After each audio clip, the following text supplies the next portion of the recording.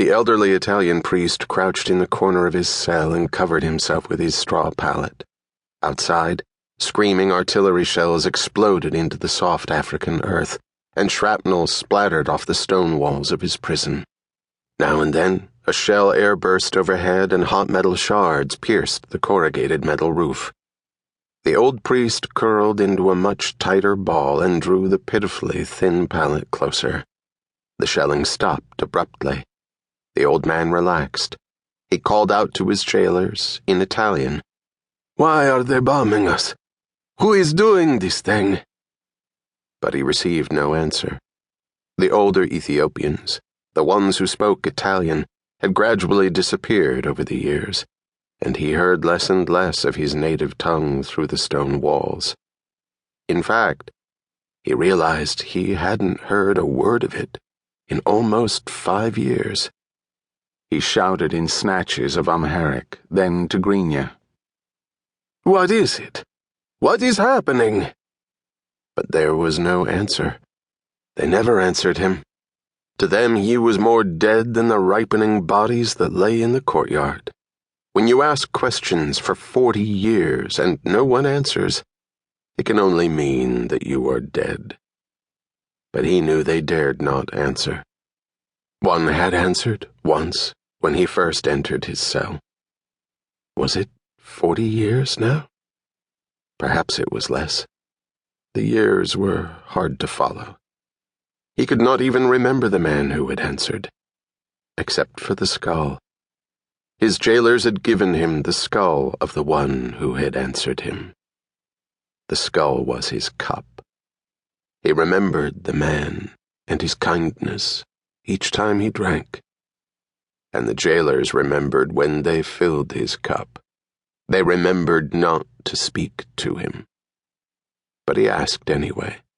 He called out again. "Why is there war? Will you release me?"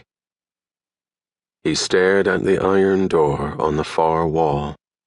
It had closed on a young man in 1936, when Ethiopia was an Italian colony, and the door had not opened since. Only the small pass-through at the bottom of the iron door was ever used. His sustenance came in, and his waste went out once a day through that small portal.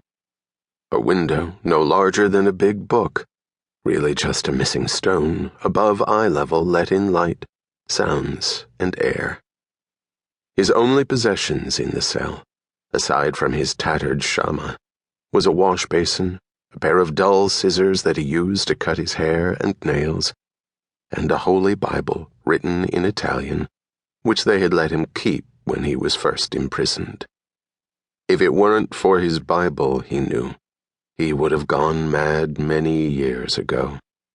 He had read the Holy Book perhaps 100, 200 times, and though his eyesight was growing weaker, he knew every word by heart. The Old and New Testaments brought him comfort and escape, and kept his mind from dying, and kept his soul nourished. The old man thought of the young man who walked through the iron door in 1936. He knew every detail of the young man's face, and every movement of his body.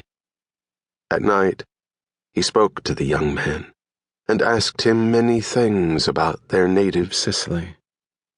And he knew the young man so well that he even knew what went on inside his mind, and how he felt, and where he went to school, and the village he came from, and how old his father was.